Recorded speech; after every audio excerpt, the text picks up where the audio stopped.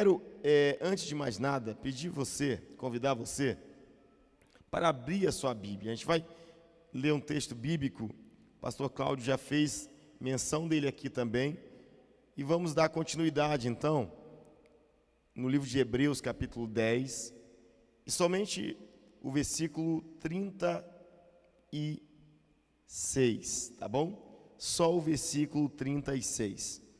Eu quero caminhar contigo sobre esse pequeno versículo, mas entendendo que ele tem uma grande força. Esse verso bíblico, ele é muito forte.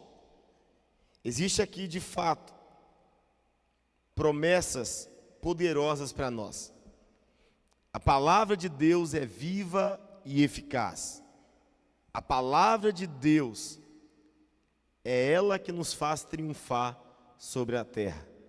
É por meio da palavra de Deus que alcançamos as promessas, os milagres, as bênçãos de Deus. Nós recebemos por meio da palavra de Deus. E dito isso, eu gostaria que você acompanhasse comigo o versículo 36. A minha versão bíblica aqui é NVI, Nova Versão Internacional.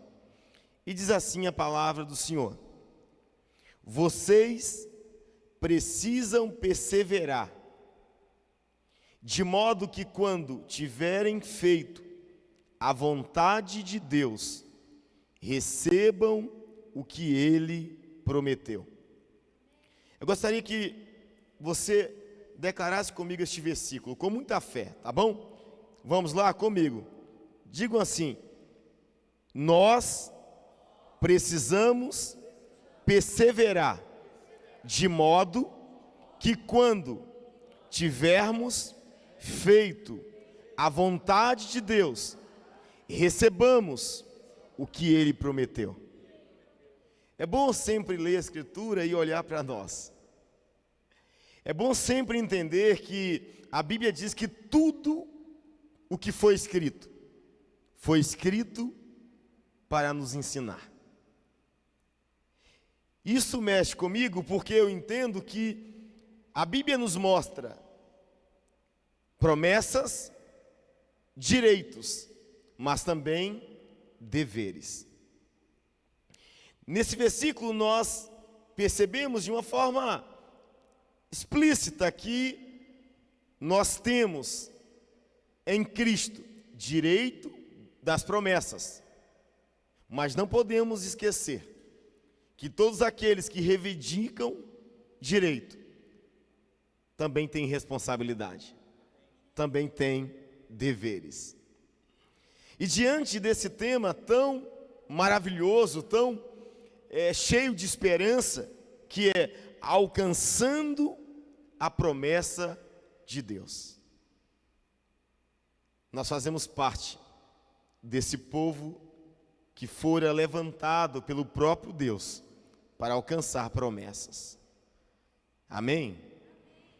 Eu quero iniciar esse texto aqui enfatizando a palavra principal aqui para o tema: promessa.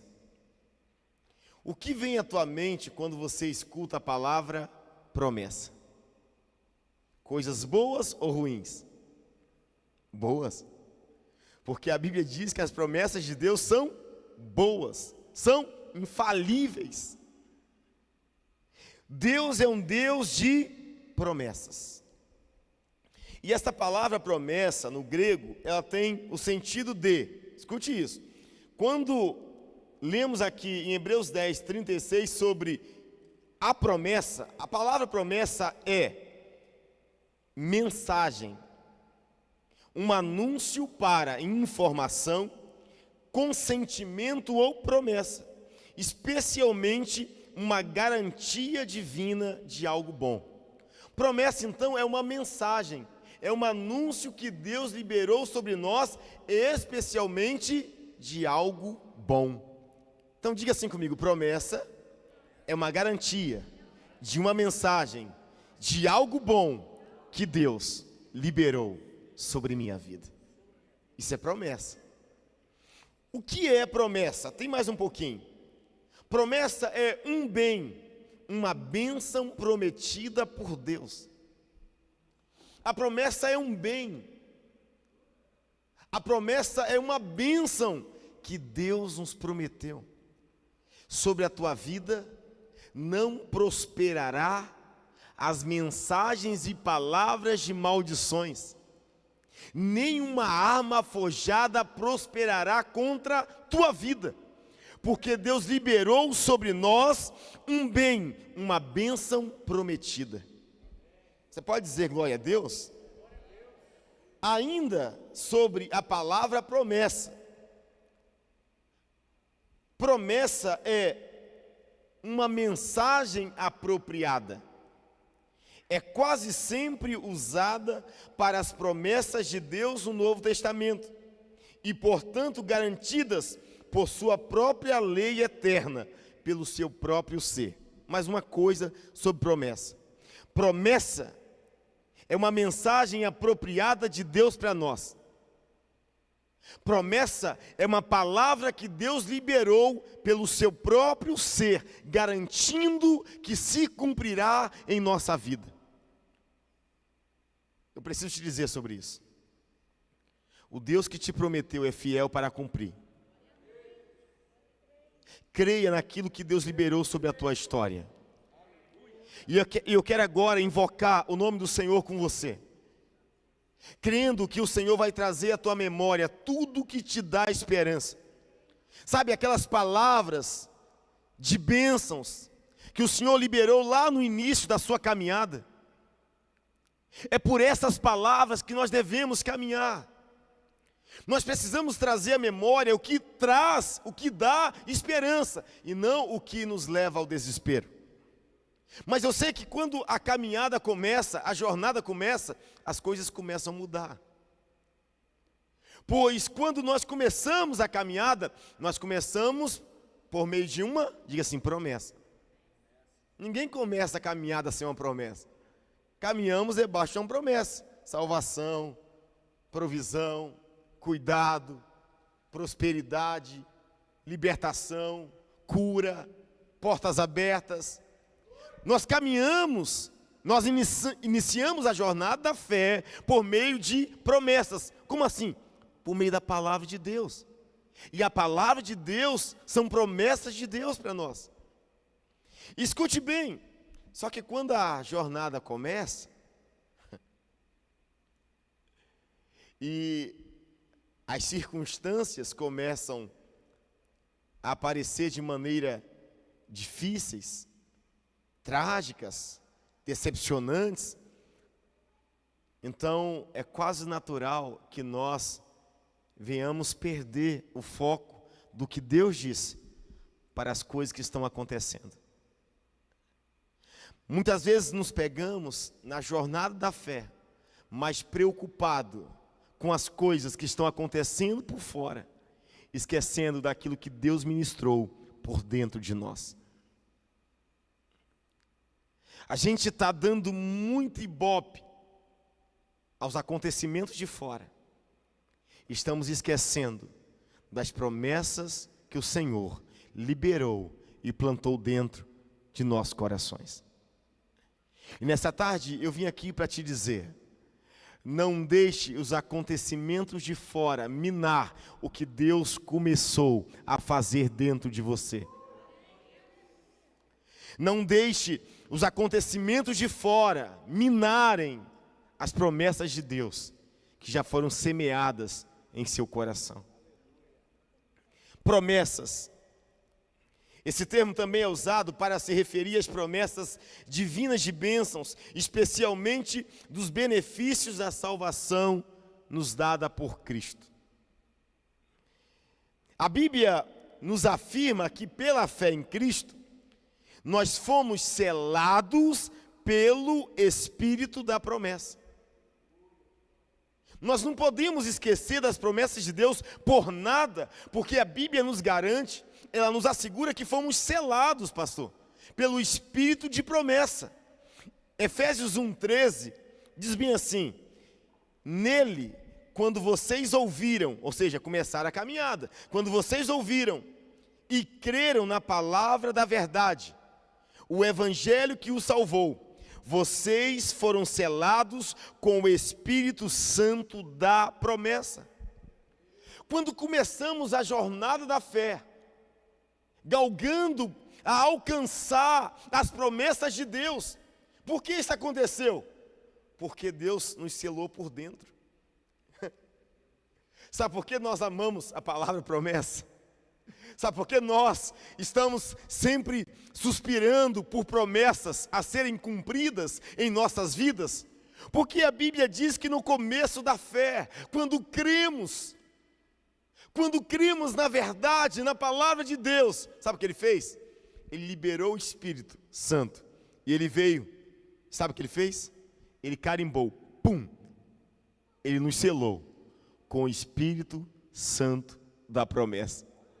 E aí você entende porque o crente é tão apaixonado por promessa, porque a vida de promessa foi nos dada por meio do selo do Espírito Santo de Deus.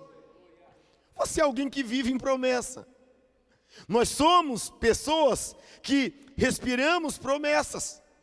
Por quê? Porque foi selada dentro de nós pelo Espírito Santo de Deus. Diga assim: o Espírito Santo selou dentro de mim o Espírito de promessa. Glória a Deus. Mas a Bíblia também nos garante outra coisa sobre a promessa. A Bíblia nos afirma que pela fé em Cristo, nós temos o sim de Cristo para todas as promessas de Deus. Isso aqui é assustador, de uma forma positiva.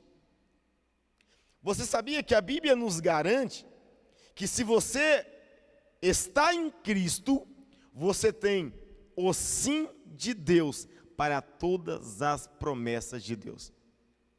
Irmãos, temos o sim de Deus para todas as promessas, isso é maravilhoso.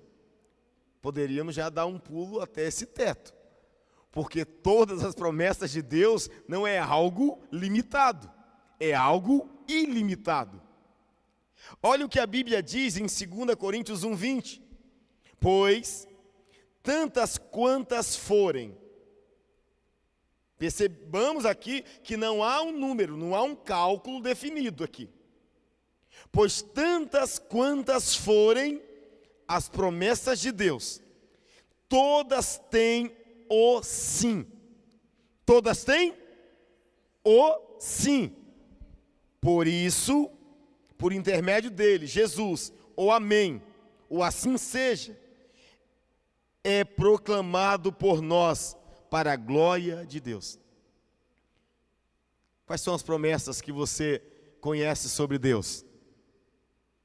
Todas elas, e até as que você não conhece, você já recebeu um sim de Deus em Cristo Jesus.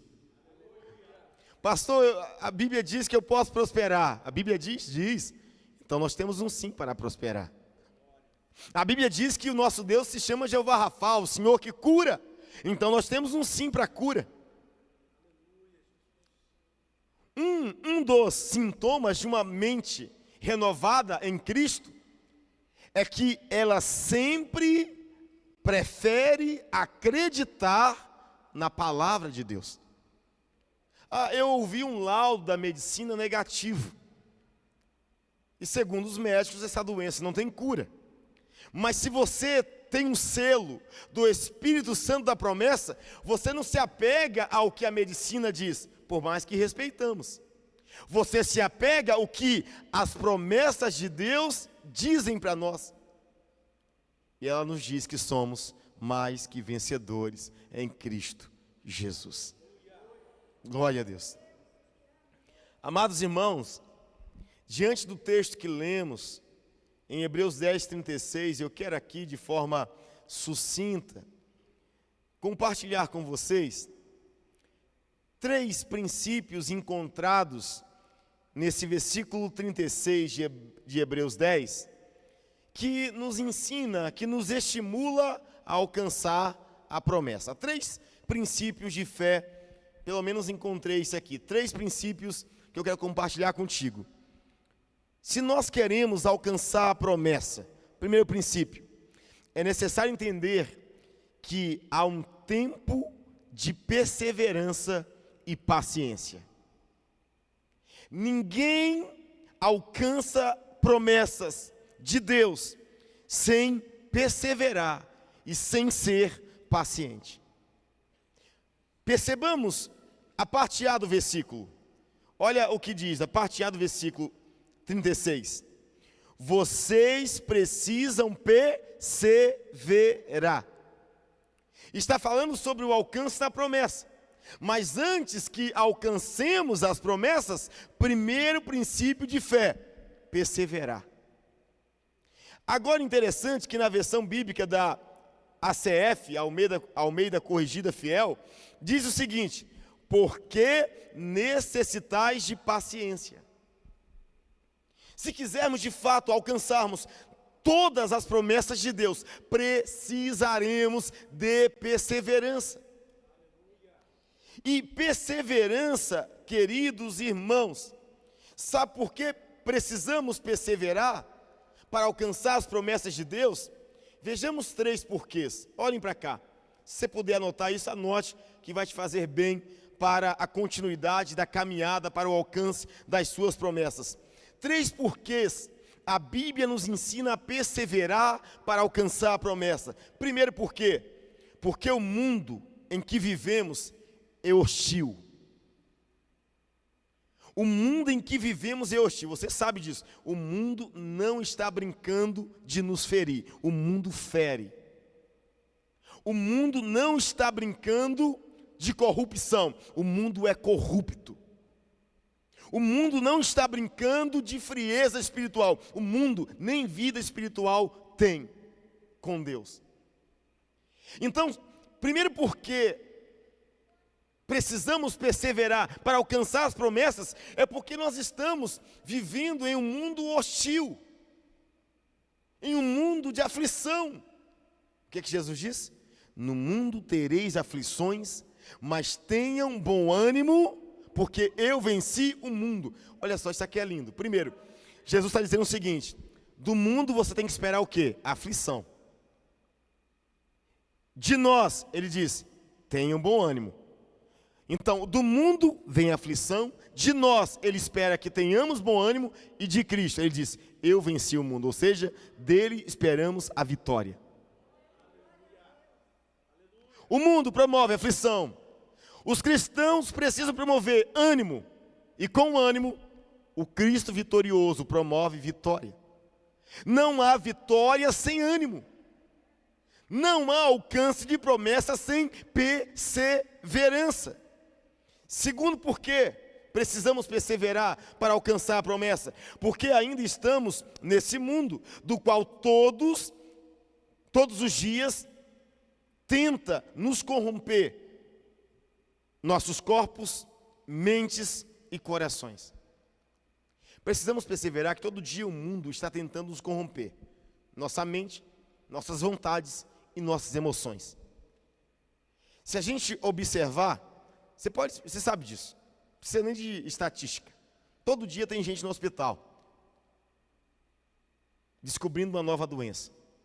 Todo dia tem gente recebendo um laudo de uma doença diferente, aqui ou lá. Estamos vivendo, segundo a OMS, a Organização Mundial da Saúde, estamos vivendo, segundo eles, o século da depressão. A depressão é a doença do século. Dados levantados pela questão da saúde pública brasileira, nosso país, e mundialmente, sabe o que saiu mundialmente? Que o Brasil é o país mais ansioso do mundo. 18,6 milhões de brasileiros estão sofrendo, estão perecendo por algum tipo de transtorno emocional. Por que precisamos perseverar para alcançar as promessas? Porque ainda estamos vivendo em um mundo que todo dia tenta nos paralisar, mentalmente, emocionalmente e fisicamente. Terceiro, por quê? Porque precisamos perseverar para alcançar a promessa.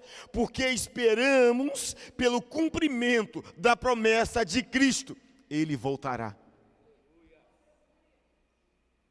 Se quisermos de fato alcançar a promessa, temos que perseverar, acreditando que em breve Ele virá.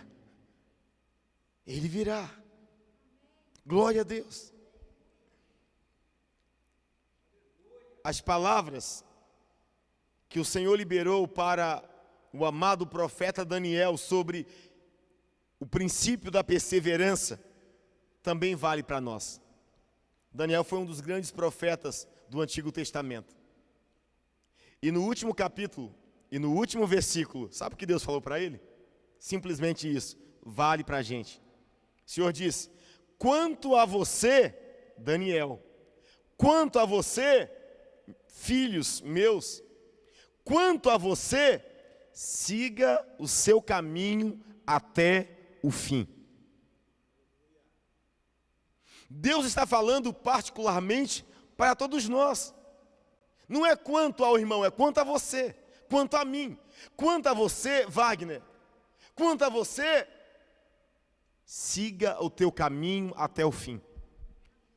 Nós temos uma responsabilidade diante de Deus para alcançarmos a promessa. Seguir o caminho de Cristo até o fim. Diga assim: em nome de Jesus, eu alcançarei a promessa, seguindo o caminho da fé até o fim. Digo mais para fechar esta parte.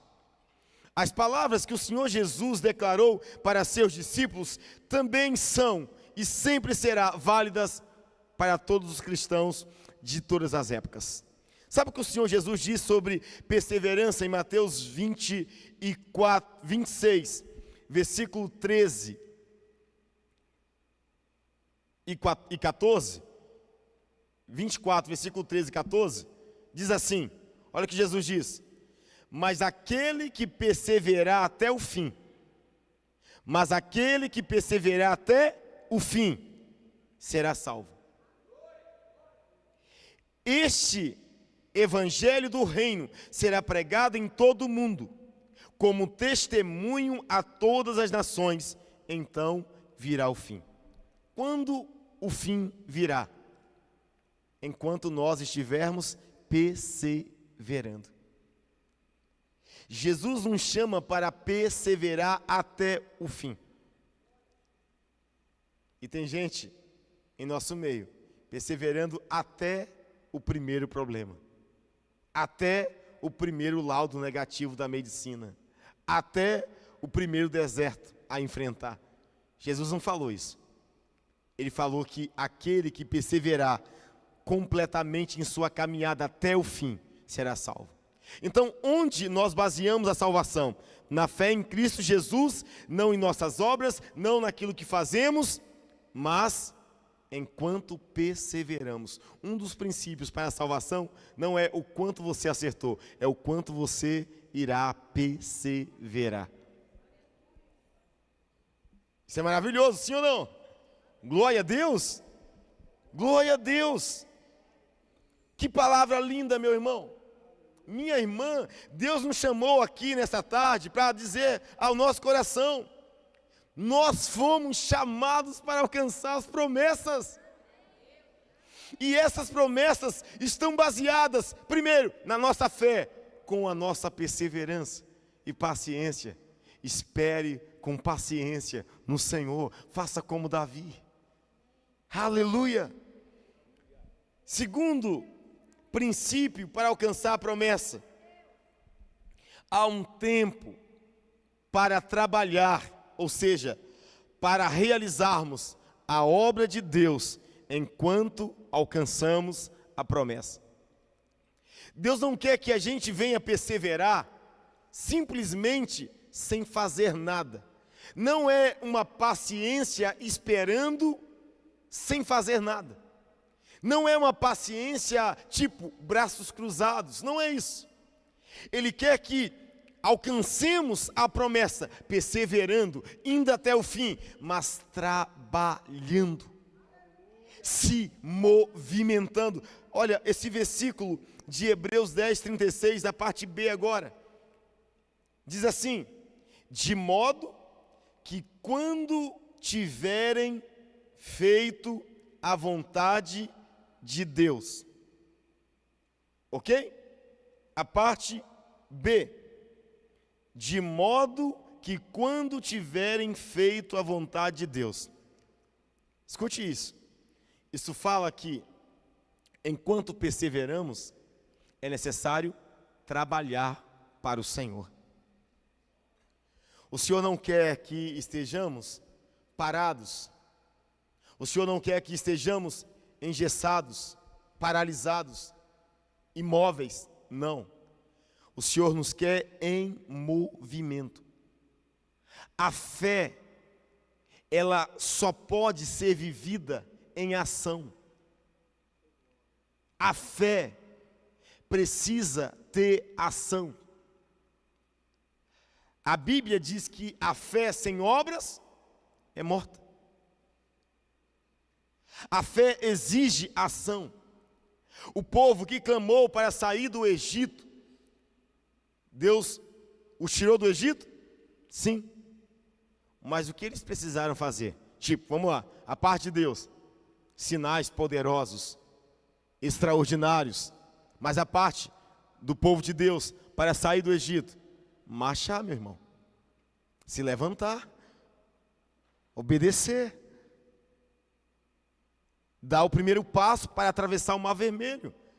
O Senhor vai reclamar ou questionar a Deus. Aliás, Moisés vai questionar a Deus sobre o problema do Mar Vermelho. Senhor, olha, e agora estamos aqui, Faraó vem com o exército, o povo está questionando. O que o Senhor disse a Moisés? Moisés, por que clama a mim? Diga ao povo que marche, ou seja, se movimente, faça alguma coisa, realize a parte que está em suas mãos.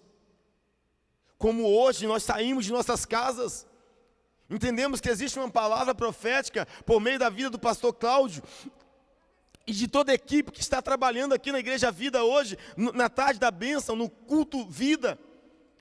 Uma palavra foi liberada, e agora precisamos atravessar o Mar Vermelho da vida, mas para fazermos isso, é necessário marcharmos, dar o primeiro passo.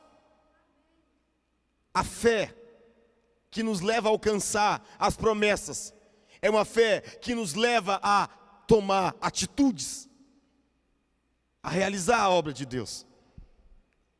E por que precisamos trabalhar enquanto aguardamos o alcance da promessa? Primeiro, porque é uma obra maravilhosa. Porque o que Deus nos confiou é a melhor e maior obra que um ser humano poderia sonhar em realizar na terra. Ah, meus irmãos, escute bem, fomos chamados para realizar as obras de Deus. Você já percebeu como as pessoas ficam empolgadas na perspectiva, na expectativa de uma porta de emprego em uma empresa grande? As pessoas começam a sonhar. Nossa, meu sonho é trabalhar numa multinacional. E quando essa pessoa galga esse caminho, e aí não, vai ter uma entrevista, foi aprovado para entrevista na grande empresa. Então ele já pensa, meu Deus, vou trabalhar para tal empresa. A gente está sempre supervalorizando oportunidades terrenas. Devemos valorizar, devemos celebrar vitórias, mas com um ponto importante: nunca inferiorizarmos, nunca subestimarmos a obra que Deus nos confiou. Podemos entrar nas maiores e melhores empresas do mundo, mas o que Deus nos confiou é muito maior e melhor.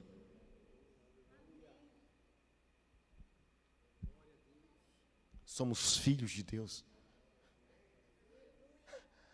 Nós aguardamos, perseverando, trabalhando, porque essa obra é linda. Nós aguardamos, perseverando e trabalhando, Porque a obra de Deus que nós estamos realizando assegura benefícios também para nós mesmos. Sabia? Enquanto trabalhamos para Deus, as promessas continuam se cumprindo em nossa vida. Existe recompensa para aqueles que perseveram trabalhando na obra de Deus. 1 Coríntios capítulo 15, verso 57 fala sobre isso. Que precisamos nos dedicar firmemente à obra de Deus. Precisamos nos dedicar firmemente à obra de Deus. E eu quero te dizer algo importante. Pastor, eu preciso perseverar, eu preciso trabalhar para o Senhor. Mas eu gostaria de entender o seguinte: como eu posso realizar a obra de Deus? É uma pergunta um pouco difícil e complexa. Você entra numa empresa, você tem o quê? Um treinamento, sim ou não? Tem um treinamento, 3 meses de experiência.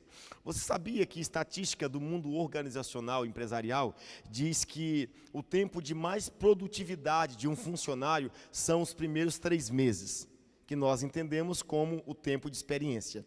As empresas descobriram que os seus funcionários, o tempo de maior criatividade, de maior produtividade, ideias extraordinárias, são nos primeiros 90 dias.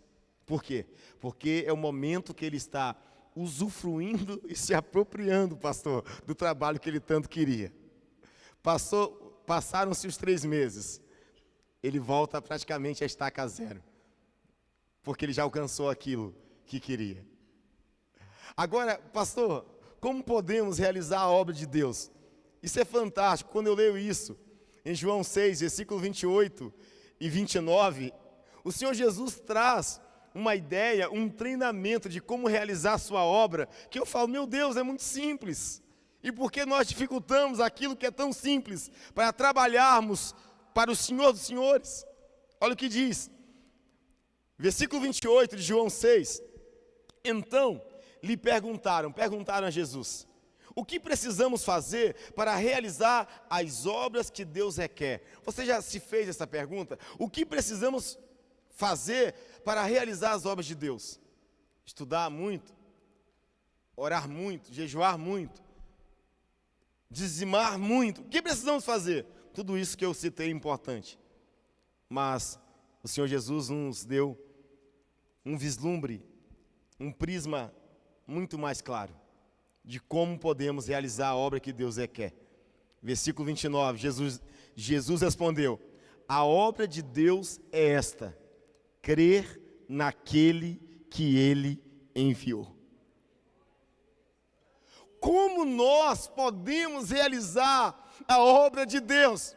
Início, crendo em Jesus Cristo, que foi enviado para nos salvar. Crendo. A nossa passagem ou a nossa chave para abrir a porta do realizar a obra de Deus é crendo em Jesus Cristo. Eu quero ir para o último princípio sobre como alcançar as promessas de Deus. Terceiro princípio, estou fechando. Há um tempo de apreciação por vir, ou seja, existe um futuro glorioso aguardando por nós. Enquanto você aguarda, enquanto você busca alcançar a promessa, não esqueça disso. Há um tempo para perseverar, há um tempo para trabalhar para Deus, e há um tempo que há de vir, há um futuro glorioso esperando por você, meu irmão, esperando por você, minha irmã. Existe algo grande esperando por cada um de nós. Existe algo grande que Deus quer nos revelar, e por isso a Bíblia diz, Ele está nos transformando de glória em glória, glória em glória, porque a vida com Deus é processual, é progressiva, é dinâmica. Você crê hoje, crê mais amanhã e vai embora. Existe mais de Deus. Pastor, onde a Bíblia diz que há um tempo de apreciação por vir e um futuro glorioso. Novamente, irmãos, no versículo 36 de Hebreus 10. Olha a última parte. O que diz aí? Está escrito. Vamos ler toda a parte novamente. Parte A, vocês precisam perseverar. Parte B, de modo que quando tiverem feito a vontade de Deus. E parte C, seria a última, a terceira parte. Recebam o que Ele prometeu. Está observando isso? Onde está o alcance da promessa?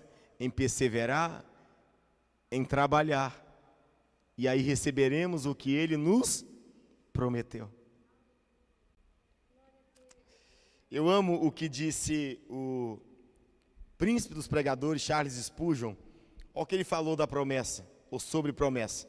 Spurgeon disse assim: tome para você a promessa de Deus, pois ela é suficiente, e mais do que suficiente, mesmo que todas as fontes da terra se sequem. Charles Spurgeon. Tomemos para nós as promessas de Deus. Por quê? Porque elas são muito mais que suficientes. Mesmo que todas as fontes se sequem, ou seja, mesmo que pareçam que todas as portas se fechem, mesmo que o mundo se levante contra nós, mesmo que tenhamos laudos negativos da medicina, mesmo que pareça que é o fim, se aproprie das promessas de Deus.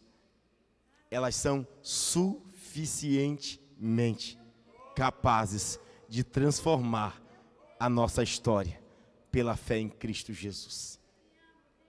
Amém? Eu quero fazer uma oração por ti. Eu quero orar por você. Eu gostaria que você, se pudesse colocar de pé, nós vamos orar. Eu quero chamar à existência o que não existe como se existisse. Eu quero chamar à existência agora também as promessas que estão dentro do seu coração. Pastor, como saber que eu tenho uma promessa dentro de mim? A pergunta é, enquanto eu te pergunto, você tem promessas? Qual é o primeiro pensamento que vem no seu coração? Certamente você vai lembrar de uma bênção, de uma palavra abençoada, de uma liberação profética que você recebeu em algum momento de sua vida. Quando eu penso em uma promessa ou em promessas da minha vida, logo eu consigo me lembrar de 16 anos atrás. Sabe onde eu estava? Quando Deus me fez a primeira promessa, sabe onde eu estava? Eu estava debaixo de um trio elétrico, embriagado, com 23 anos, bêbado, lá no extremo sul da Bahia, o estado do carnaval, eu estava lá. Eu tinha um malvado favorito, o carnaval. Todo ano me arrebentava, mas eu sempre estava lá, até os 23. Era o malvado favorito que eu tinha. E esses malvados favoritos, eles vão minando as promessas que Deus um dia te fez. E quando eu estava no carnaval embriagado, bêbado, separado da minha esposa, eu estou com ela desde os 16 anos de idade. Estamos juntos. Temos hoje 39 anos. Só que eu estava com 23 anos, a gente namorava, a gente já vivia juntos, e eu bêbado no carnaval fazendo besteira. E lá eu recebi a primeira promessa consciente. Embriagado, irmãos, olhei para cima do trio elétrico, meus amigos gritando, pulando, se divertindo, igual malucos. E de repente, quando eu olho para cima do trio, eu não enxergo o trio. Eu enxergo como se fosse uma luz. E uma voz que por 3 vezes me diz: Wagner, o que você está fazendo aqui? Aleluia. Wagner, o que você está fazendo aqui? Wagner, o que você está fazendo aqui? Aquela voz foi suficientemente forte e mais forte que todas as bebidas alcoólicas que eu tinha bebido até 3 da manhã. Na hora que eu ouvi aquela voz, pastor, meu corpo limpou. A embriaguez foi embora. Eu caí em si como um filho pródigo. E disse para os meus amigos, estou indo para casa. E eles bêbados dizendo, você está doido, você vai para onde? Eu falei, não vou para casa. Por quê? Deus mudou minha vida. Fui para a rodoviária, peguei o primeiro ônibus e voltei para minha casa. Mas quando eu me converti com essa palavra, aí Deus me fez entender que não havia sido a primeira vez que Ele tinha me prometido algo. O mundo apagou algumas promessas do meu coração. Porque quando eu tinha 13 anos, o Senhor me fez recordar. E nesse livro, eu trago parte, pastor, do meu testemunho. Esse livro não é o meu testemunho, não é a minha biografia. Esse livro, ele tem um tema, Velho Mundinho Nunca Mais. Existe uma vida extraordinária esperando por você. Foi isso que Deus me falou no primeiro dia. Deus arrancou os mundinhos de dentro de mim. O mundinho da vida miserável. Deus arrancou o mundinho da vida de escassez. O mundinho da vida de bebidas. O mundinho da farra, o mundinho do carnaval. Deus arrancou o mundinho de uma mentalidade escassa que eu tinha. Talvez alguém que esteja aqui, talvez diga, pastor, meu problema não é carnaval, não é bebida, mas escute bem, sem Cristo ou com Ele, se nós não andarmos segundo a Escritura, sempre teremos um mundinho particular dentro de nós. Quantas vezes estamos na igreja, estamos cultuando, estamos buscando ao Senhor, mas nos deixamos se perturbar com mundinhos de inconstância, de frieza dentro de nós. Por quê? Existe uma frase que diz bem assim: todo ser humano tem um mundinho particular dentro dele. E é verdade. E esse mundinho só pode sair de dentro de você quando aquele que venceu o mundo, de fato, dirigir sua vida completamente para a glória de Cristo Jesus. Esse livro fala sobre isso. São 12 chaves que mudam nossa mentalidade, arranca os mundinhos que sabotam nossa vida e nos leva a viver ao mundo extraordinário das promessas de Deus. Deixa eu te falar, o Senhor está trazendo no seu coração agora uma boa promessa, não é mesmo? Então abra as tuas mãos. Enquanto Deus te faz lembrar, como Ele fez comigo, enquanto Ele te faz lembrar de uma boa promessa, traga à memória agora uma boa promessa, uma boa promessa. Quando eu me converti, no segundo dia que eu estava na igreja, eu fui orar na minha casa, e quando eu comecei a orar, eu estava me perguntando, dizendo, Deus, o que eu vou fazer na sua igreja? Qual é a obra que o Senhor quer que eu faça? E o Espírito Santo me disse, em 2 dias de crente, Ele falou, você será um pastor, você cuidará de um rebanho para mim. Escute, Deus agora está trazendo no teu coração. Você pode fechar os teus olhos, só por um momento, feche os teus olhos. Feche os teus olhos carnais, físicos, e abra os olhos espirituais do seu coração. Enxergue pela fé. Deus está trazendo à memória tudo que te dá esperança. Você viverá coisas grandes nessa tarde. As promessas de Deus estão vivas sobre tua vida. Assim diz o Senhor, Ele não esqueceu do que te prometeu. Você vai chegar onde Ele quer que você chegue. Você vai conquistar o que Ele quer que você conquiste. Você nasceu para vencer. Você nasceu para dar certo. Você nasceu para viver uma vida extraordinária. Extraordinária. Pai, aqui estão os teus filhos.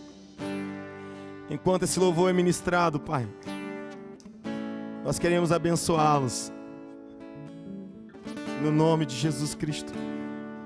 Acenda as boas promessas no coração dos seus filhos, para que eles vivam tua boa, agradável e perfeita vontade, porque aquele que prometeu é fiel para cumprir. Glória a Deus. Glória a Deus. Se eu estou guardado por quem nunca perdeu batalhas. Seu nome é